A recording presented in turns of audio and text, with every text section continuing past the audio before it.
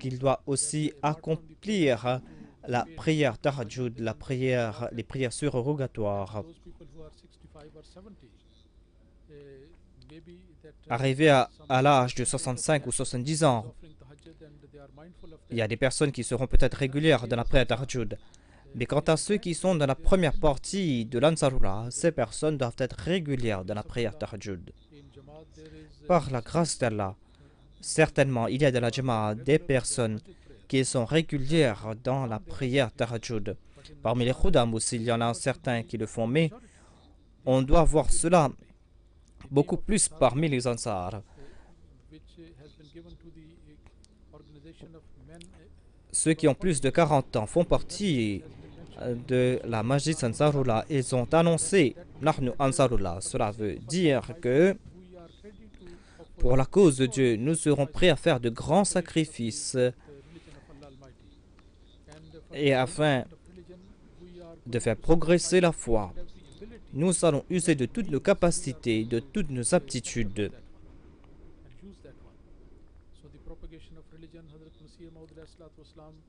Le Messie promis à l'Islam est venu pour répandre la foi. Et il a dit que cela va se faire grâce à la prière. La prière va jouer un grand rôle dans ce domaine. Donc, nous devons être vraiment réguliers dans nos prières.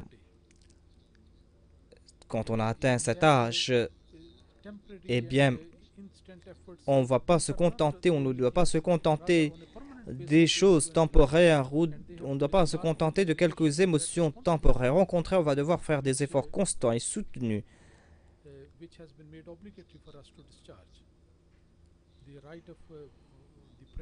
On va devoir prier comme il se doit.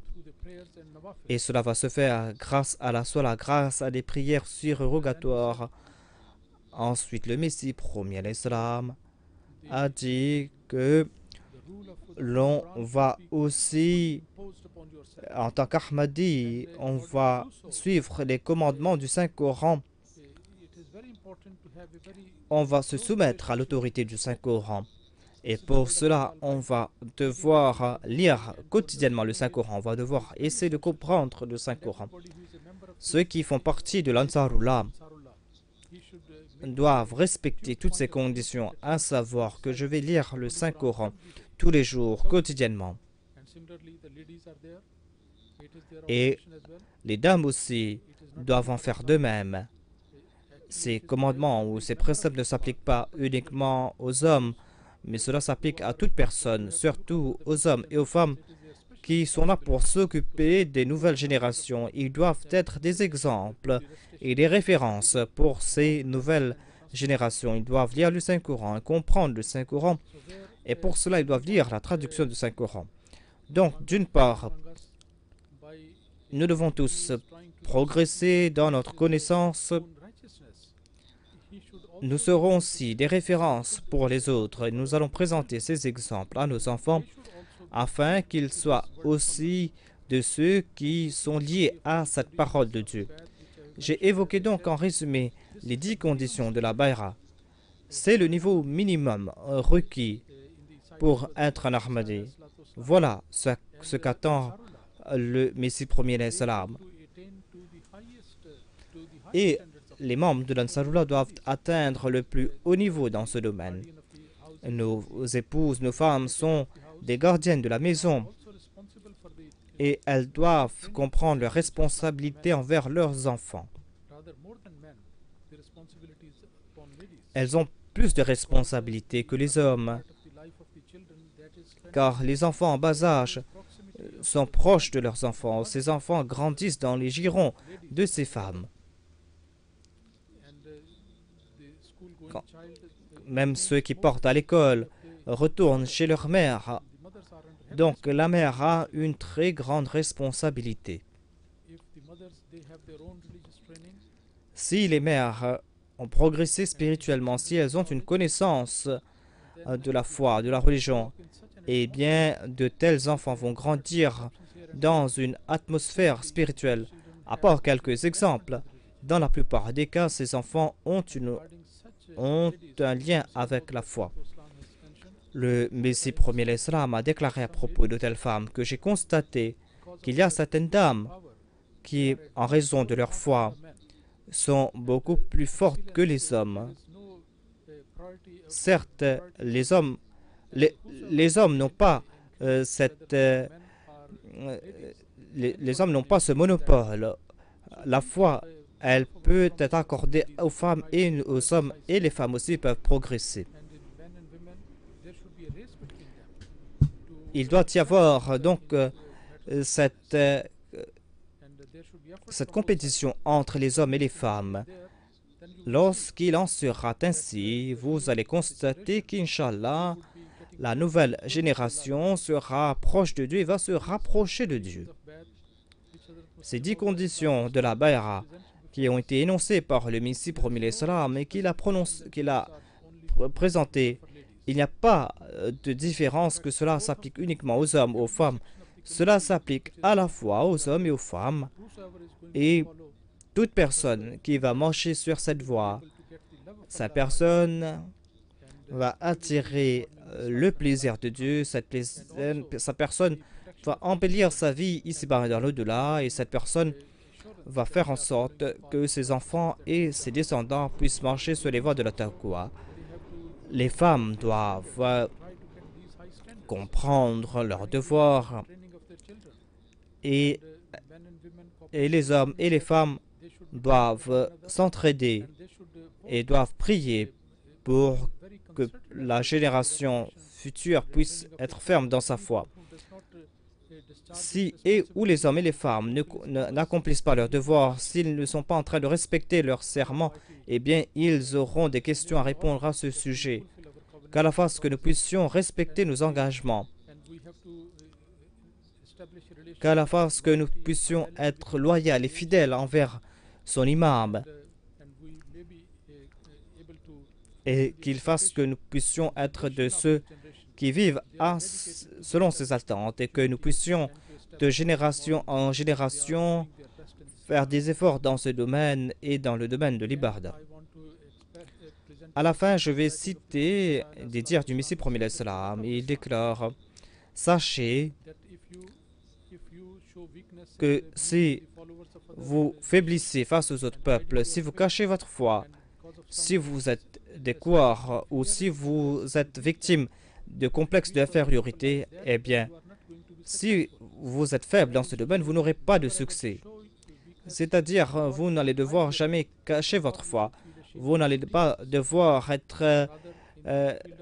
avoir honte de votre foi.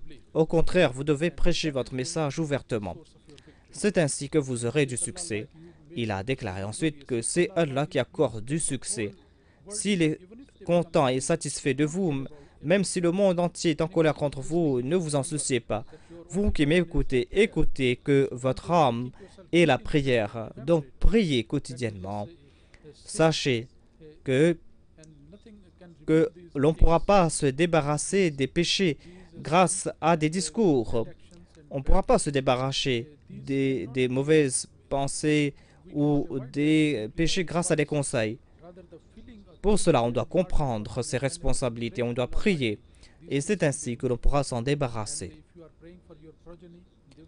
Lorsque vous allez prier pour vos enfants, vous allez pouvoir les aider à progresser dans leur foi. Et pour cela, il y a la seule voie, la voie de la prière. Voilà ce qu'Allah nous a enseigné. Pour accomplir des actes de vertu aujourd'hui et pour éviter les péchés n'est pas quelque chose facile. Cela demande une révolution. Et cette révolution se trouve entre les mains de Dieu et cela va se faire grâce à la prière. Les membres de notre Jamaat doivent implorer Dieu en pleurant. Telle est sa promesse. Ud'uni astajib lakum. Les gens croient que la prière signifie ici prier pour ce bas monde. Ce sont des insectes de ce bas monde. Donc on n'a pas à se soucier de telles personnes. La vraie prière concerne la foi. Ensuite, il déclare que la vraie foi réside dans la prière. Mais il a déclaré que ne croyez pas que nous sommes des grands pécheurs et que ces prières ne vont pas nous transformer. C'est là une méprise de votre part. Il a aussi déclaré que le péché est comme ces immondices ou comme cette saleté qui a sali les vêtements et que l'on peut laver et qu'on peut nettoyer. Le péché n'est pas quelque chose de permanent ou quelque chose d'immuable. On peut laver ses péchés, on peut laver ses manquements si on a l'intention de le faire, si on va prier. Il a aussi déclaré que dans certains cas, les péchés peuvent vous maîtriser. Des fois, les péchés ont la main haute. Des fois,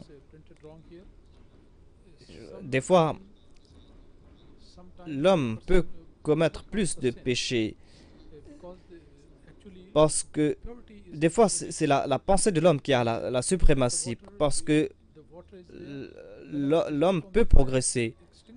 Même si une eau est bouillante, si on jette cette eau bouillante sur le feu, elle va éteindre ce feu car l'eau possède cette qualité qu'elle éteint le feu. Donc, au fond de la nature de l'homme, il y a cette pureté, il y a cette essence pure. Cette pureté est en son fond intérieur. Donc, même si vos émotions vous maîtrisent, si vous priez en implorant Dieu, Dieu va vous aider. Qu'à la fasse que nous puissions prier pour la victoire de la foi, que nous puissions nous réformer et que nous puissions pour cela prier pour nos enfants et nos descendants. Qu'il fasse aussi que nous puissions aussi transmettre le message de l'islam aux autres et qu'Allah fasse voir des résultats.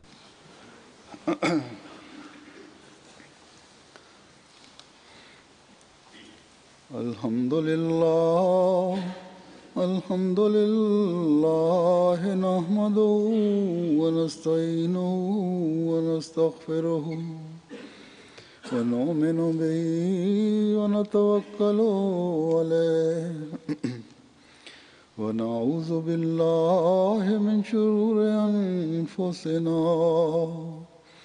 ومن سيئات أعمالنا